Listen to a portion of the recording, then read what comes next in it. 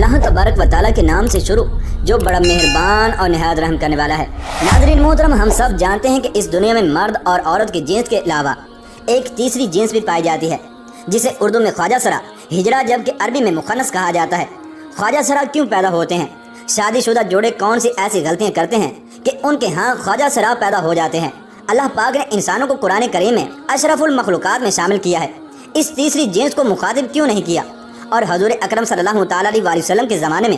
جو خواجہ سرا تھے، رسول اللہ صلی اللہ تعالیٰ علیہ وسلم نے انہیں مدینے سے کیوں نکال دیا تھا؟ پیارے دوستو، آج کی اس منفرد ویڈیو کے اندر انہی تمام تر سوالات کے جوابات قرآن و حدیث کی روشنی میں ہم آپ کے ساتھ شیئر کریں گے،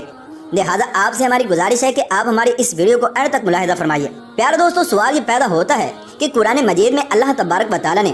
اشرف المخلوقات میں شامل کی گئی اس تیسری صنف کو مخاطب کیوں نہیں کیا؟ کیا اس صنف کی اہمیت نہیں ہے یا پھر اس صنف پر کوئی احکامات لاگو نہیں ہوتے؟ تو اس کا جواب یہ ہے کہ ایسا ہرگز نہیں ہے۔ اللہ تبارک و تعالیٰ جو رب العالمین ہے اور وہ تمام مخلوقات کا خالق اور پانے والا ہے، تو پھر ایسے کیسے ہو سکتا ہے کہ وہ ذات باری تعالیٰ اپنی مخلوق کو نظر انداز کر دے؟ بات صرف پیدا کی گئی اس غلط فہمی کی ہے جو کہ مذہبی اور معاشرتی اکابرین نے خدا جانے کیوں کبھی قابل توجہ گردانی ہی نہیں۔ آئیے اس مسئلے کے حل کے لیے مشہور سائنسدان ہیری کرین کی تھیوری کو دیکھتے ہیں۔ چنانچہ اس نے ایک بیماری دریافت کی جس کا نام اس نے اپنے نام پر یعنی کلین فلٹر سنڈروم رکھا۔ اس بیماری کے مطابق عورت اور مرد کی طرح خواجہ سرا کوئی تیسری جنس نہیں بلکہ یہ ایک جسمانی بیماری ہے۔ اللہ تبارک و تعالیٰ نے انسان کو مرد اور عورت کے روپ ہی کے اندر پیدا کیا ہے، لیکن جس طرح سے دیگر پیدائشی بیماریوں کی وجہ سے بچہ اندھا، گونگا یا بہرا پیدا ہو سکتا ہے، تو اسی طرح سے کروموسومز ایکس اور وائی کی تعداد کے عدم مطابقت کی وجہ سے بچے کی جنس کا تعین بھی نہیں پیدا ہوتا، جس سے بچہ پیدائشی طور پر اب نارمل پیدا ہو جاتا ہے۔ ہر انسان میں 23 کروموسومز کے جوڑے پائے جاتے ہیں اور ہر جوڑا 2 کروموٹین پر مشتمل ہوتا ہے۔ اس طرح مجموعی طور پر ایک انسان میں 46 کروموٹین پائے جاتے ہیں اور بعض لوگوں کے اندر کروموٹین ایکس پیدا ہوتے ہیں۔ اسی طرح سے مردوں میں 46 کی بجائے 47 کروموٹین پائے جاتے ہیں۔ سائنسدانوں کے مطابق ہر انسان 500 میں سے ایک مرد یہ 47واں کروموٹین پیدا کرتا ہے، اور بچے کی پیدائش کے وقت اگر یہی 47واں کروموٹین جو کہ باپ کی طرف سے ایکس ایکس یا ایکس وائی کی شکل میں ماں کے کروموٹین کے ایکس سے جوڑا بنا لے تو بچہ پیدائشی طور پر ٹرانسجینڈر پیدا ہوتا ہے۔ یہاں یہ بات واضح کر دیں کہ ماں کی طرف سے ہر صورت میں ایک ہی کروموٹین ایکس آتا ہے، جبکہ باپ کی طرف سے ایکس اور وائی دونوں میں سے کسی ایک نے آنا ہوتا ہے۔ لیکن اگر بدقسمتی سے باپ کی طرف سے ماں کو دونوں ایکس یا وائی کروموٹین مل جائیں تو پھر وہ ماں کے ایکس کے ساتھ مل کر ایک ایسا بچہ پیدا کرتے ہیں کہ جس کا تانا ساری زندگی ماں کو دیا جاتا ہے، جبکہ یہ تحفہ تو باپ کا ہوتا ہے۔ منقول ہے کہ خواجہ سرا پیدا ہونے کی وجہ یہ ہے کہ اللہ تبارک و تعالیٰ اور اس کے رسول صلی اللہ تعالیٰ علیہ وسلم نے حیض کی حالت میں بیوی کے پاس جانے سے منع فرمایا ہے،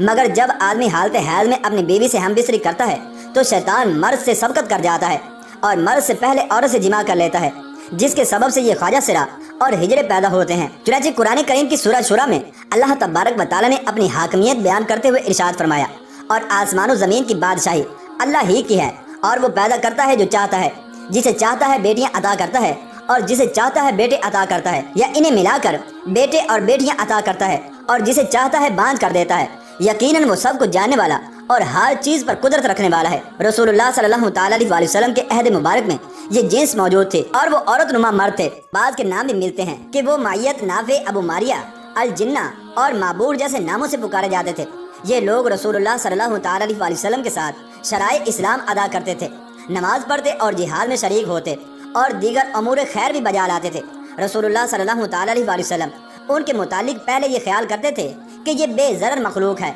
آدم ہونے کے باوجود انہیں عورتوں کے معاملات میں چندان دلچسپی نہیں، اس لیے آپ صلی اللہ تعالیٰ علیہ وسلم ان کی آپ کے ازواج مطہرات کے پاس آنے جانے میں کوئی حرج محسوس نہیں کرتے تھے۔ لیکن جب آپ کو پتہ چلا کہ انہیں عورتوں کے معاملات میں خاصی دلچسپی نہیں بلکہ یہ لوگ نسوانی معلومات رکھتے ہیں، تو آپ نے انہیں ازواج مطہرات اور دیگر مسلمان خواتین کے ہاں آنے جانے سے منع فرما دیا، بلکہ انہیں مدینہ سے ملک بدر کر کے روزہ خاک، حمراء الاسد اور نقی کی طرف آبادی سے دور بھیج دیا تاکہ دوسرے لوگ ان کے برے اثرات سے محفوظ رہیں۔ اور رسول اللہ صلی اللہ تعالیٰ علیہ وسلم نے عورتوں کو حکم دیا کہ انہیں بے ضرر خیال کر کے اپنے پاس نہ آنے دیں بلکہ انہیں گھروں میں داخل ہونے سے روکیں۔ حضرت عائشہ صدیقہ رضی اللہ تعالیٰ عنہ فرماتی ہیں کہ ازواج مطہرات کے گھروں میں مخنث آتا تھا اور اس کو غیر اولل اربا یعنی وہ لوگ جن کی عورتوں میں کوئی دلچسپی نہیں ہوتی سمجھا جاتا تھا۔ ایک دن آپ علیہ السلام نے اس کو سنا کہ وہ کسی عورت کی نسوانیت بیان کر رہا تھا، یعنی اس عورت کے حسن و جمال کو دوسرے لوگوں سے بیان کر رہا تھا۔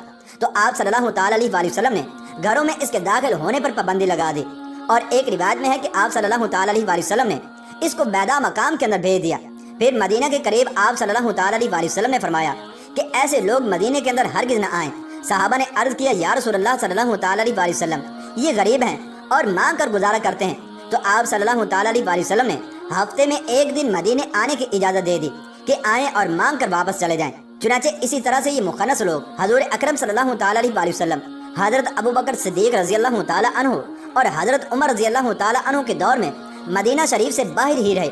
واضح رہے کہ مخنث بنیادی طور پر مرد ہوتا ہے، لیکن مرد کی قوت سے محروم ہونے کی وجہ سے عورتوں جیسی چال ڈال اور گفتار وغیرہ اختیار کیے ہوتا ہے۔ یہ عادات اگر پیدائشی ہوں تو انہیں چھوڑنا ہوگا، اور اگر پیدائشی نہیں بلکہ تکلف کے ساتھ انہیں اختیار کیا گیا ہے تو رسول اللہ صلی اللہ تعالیٰ علیہ وآلہ وسلم نے اس اختیار کرنے والے پر لعنت فرمائی ہے کہ وہ مرد جو عورتوں جیسی چال ڈھال اور وہ عورتیں جو مردوں جیسی وضاقتہ اختیار کرے، اللہ تبارک و تعالیٰ کے ہاں ملعون ہے۔ اور رسول اللہ صلی اللہ تعالیٰ علیہ وآلہ وسلم کے پاس ایک ایسا مخنث لایا گیا جس نے عورتوں کی طرح اپنے ہاتھ پاؤں مہندی سے رنگے ہوئے تھے۔ آپ صلی اللہ تعالیٰ علیہ وآلہ وسلم سے عرض کیا گیا کہ یہ آج خود عورتوں جیسی چال ڈھال پسند کرتا ہے، تو آپ صلی اللہ تعالیٰ علیہ وآلہ وسلم نے اسے مدینہ سے بدر کے علاقے نقی کے اندر بھیج دیا، جہاں سرکاری اونٹوں کی چراگاہ تھی۔ آپ سے کہا گیا کہ اسے قتل کر دیا جائے، تو آپ صلی اللہ تعالیٰ علیہ وآلہ وسلم نے ارشاد فرمایا کہ مجھے نمازی کو قتل کرنے سے منع کیا گیا ہے۔ علامہ سہیلی رحمۃ اللہ تعالیٰ علیہ نے ذکر کیا کہ آپ علیہ السلام کے زمانے میں خواجہ سرا موجود تھے،